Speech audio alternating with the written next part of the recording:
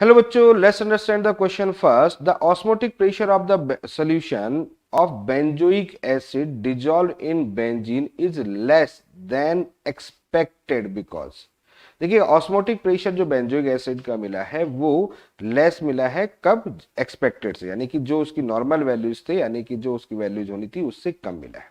तो क्यों है ऐसा, क्यों है, क्या रीजन है यहाँ पर?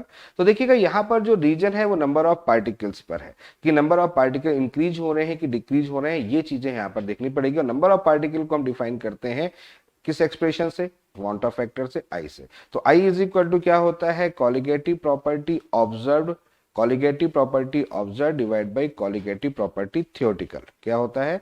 थियोटिकल। ठीक है, तो colligative property observe divide by colligative property theoretical.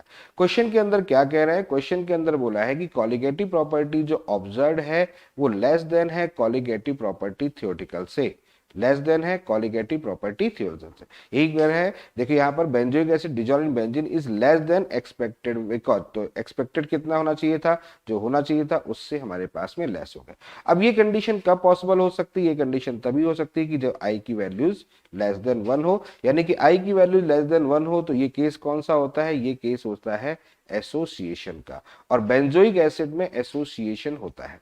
Benzoic acid में अगर बात करें तो बेंजोइक एसिड क्या होता है? CCS5COOH है, ये हमारा बेंजोइक एसिड है। तो ये बेंजोइक एसिड क्या करेगा? एसोसिएशन करता है, डाइमर का फॉर्मेशन करता है। किसका फॉर्मेशन करता है? डाइमर का फॉर्मेशन करता है। तो इसमें नंबर ऑफ पार्टिकल जो होते हैं, अगर आप देखो तो नंबर ऑफ पार्टिकल जो हो रहे हैं वो डिक्रीज हो रहे हैं, यानी कि ज्यादा नंबर ऑफ पार्टिकल से कम नंबर ऑफ पार्टिकल डिफाइन कर रहे हैं तो डिक्रीज हो रहे हैं। इसलिए यहाँ पर हम कह सकते हैं कि आई की वैल्यूज लेस देन होती है, और यही रीजन है कि कॉलिगेटिव प्रॉपर्टी जो ऑब्जर्व होता है वो less than colligative property theoretical होता है। अब पॉइंट उठता है कि ऐसा क्यों होता है? अगर दिमाग में ये बात आती है तो इसको हम कह सकते हैं क्योंकि इनके बीच में क्या प्रेजेंट होता है? हाइड्रोजन बॉन्डिंग प्रेजेंट होती है।